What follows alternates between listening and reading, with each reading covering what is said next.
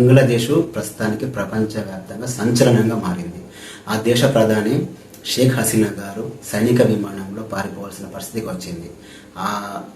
అక్కడి బంగ్లాదేశ్ ఆర్మీ షేక్ హసీనా గారికి 45 నిమిషాల అల్టిమేట్ జారీ చేయడంతో తను సైనిక విమానంలో పారిపోయి మన ఇండియాకి వచ్చింది. అసలు ఎందుకు బంగ్లాదేశ్ ఇంతగా రగిలిపోతుంది, బంగ్లాదేశ్లో అసలు ఏం జరుగుతుంది, ఇంతటి గొడవకు గల కారణం ఏమిటి అనేది చూద్దాం. బంగ్లాదేశ్ 1971లో ఏర్పడిన తర్వాత అప్పటి నాయకుడైన ప్రస్తుత షేక్ హసీనా గారి తండ్రి షేక్ ముజిబుర్ రహమాన్ ప్రస్తుత షేక్ హసీనా గారి తండ్రి బంగ్లాదేశ్ ఏర్పడడం కీలక పాత్ర పోషించినటువంటి వ్యక్తి.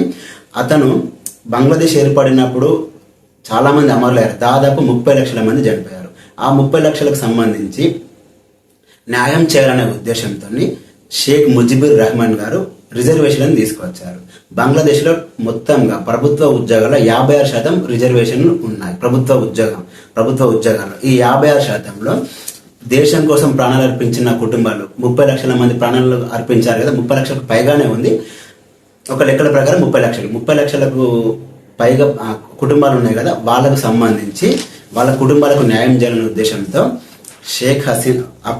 అప్పటి షేక్ హసీనా గారి తండ్రి షేక్ ముజిబుర్ రహమాన్ గారు ఆ కుటుంబాలకు 30% ఫ్రీడమ్ ఫైటర్స్ కుటుంబాలకి, ఇది మన బంగ్లాదేశ్కు సంబంధించి అమరులైన కుటుంబాలకు 30% రిజర్వేషన్ కల్పించాడు. దాంతోపాటు మహిళలకు 10% రిజర్వేషన్ కల్పించాడు. తర్వాత వెనుకబడిన జిల్లాలకు సంబంధించి వెనుకబడిన ప్రాంతాలకు సంబంధించి 10% రిజర్వేషన్ కల్పించాడు. దాని తర్వాత మైనారిటీలకు 5% రిజర్వేషన్ కల్పించాడు. ఇంకా వికలాంగులకు 1%. ఇలా మొత్తం 56% ప్రభుత్వ ఉద్యోగాల్లో ఇలా మొత్తం 56% రిజర్వేషన్ కల్పించాడు. దీంతో మిగిలిన 44% మాత్రమే మెరిట్ విద్యార్థులు ప్రభుత్వ ఉద్యోగాలకు సంబంధించి కాంపిటీషన్ అంటే పోరాటం చేస్తుంది. కేవలం 44%లోనే వీళ్లకు ప్రభుత్వ ఉద్యోగాలు వచ్చే అవకాశం ఉంది. సో ఈ 44% వల్ల వాళ్ళ విద్యార్థులు తీవ్ర నష్టపోతున్న ఉద్దేశంతో నిరసనలు చేయడం స్టార్ట్ చేశారు. వాస్తవానికి ఈ 56% రిజర్వేషన్కి షేక్ హసీనా గారు కూడా వ్యతిరేకమే. తన గతంలో దీనికి సంబంధించి కూడా మాట్లాడారు. దీనికి 2018లోనే తను ఒక నిర్ణయం తీసుకుంది. ఈ 56% రిజర్వేషన్ రద్దు చేయాలని చెప్పేసి తను కూడా దానికి సంబంధించి నిర్ణయం తీసుకుంది. కానీ హైకోర్టులో ఈ 56% రిజర్వేషన్ షేక్ హసీనా గారు రద్దు చేసిన తర్వాత ఈ అమరులైన ఫ్రీడమ్ ఫైటర్స్ కి సంబంధించిన కుటుంబాలు హైకోర్టులో కేసు వేశాయి. హైకోర్టులో కేసు వేసినప్పుడు హైకోర్టు ఏం చేసింది, మళ్ళీ రిజర్వేషన్ పునరుద్ధరించాలి, ఇది రద్దు చేయకూడదు అని చెప్పి తీర్పునిచ్చింది. ఈ తీర్పుని సవాల్ చేస్తూ షేక్ హసీనా గారే సుప్రీంకోర్టులో మళ్ళీ అప్పీల్ చేసింది. సుప్రీంకోర్టు అప్పుడు ఏం చేసింది, పూర్తిగా రిజర్వేషన్ రద్దు చేసి కేవలం ఫ్రీడమ్ ఫైటర్స్ సంబంధించి 3% మాత్రమే ప్రభుత్వ ఉద్యోగాల రిజర్వేషన్ ఇవ్వాలని తీర్పునిచ్చింది. సో వెంటనే విద్యార్థులు దేనికి సంబంధించి అయితే పోరాడుతున్నారు, ఏ రిజర్వేషన్ల కోసం అయితే పోరాడుతున్నారో వాళ్ళకు సానుకూలంగానే తీర్పు కూడా రావడం జరిగింది.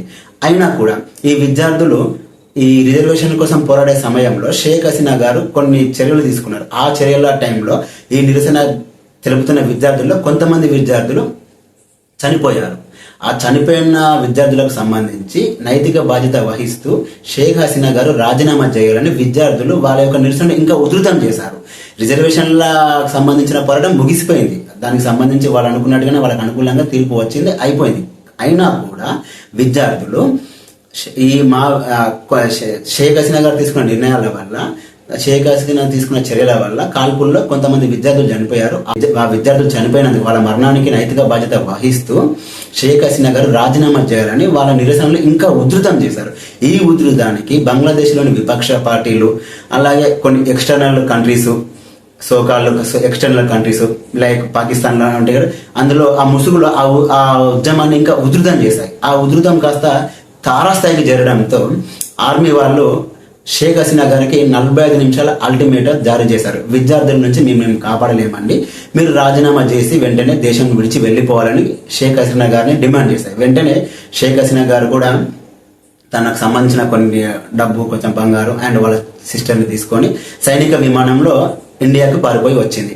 వెంటనే ఎప్పుడైతే షేక్ హసీనా గారు ఇండియాకు వచ్చారో వెంటనే ఎవరైతే ఇప్పుడు ఈ నిరసన తెలుపుతున్నారో వాళ్ళందరూ షేక్ హసీనా నివాసానికి వెళ్ళి, అలాగే పార్లమెంట్లోకి వెళ్ళి అక్కడ దొరికిన సామాను, ఫర్నిచర్, షేక్ హసీనాకు సంబంధించిన చీరలు ప్రతిదీ లూటీ చేసి తీసుకెళ్లి టిక్ టాక్ వీడియోలు చేస్తూ విధ్వంసం సృష్టించారు. 2022లో శ్రీలంకలో ఎలాగైతే జరిగిందో అంతకు మించి జరిగిందే తప్ప ఇంకా తక్కువైతే కాదు.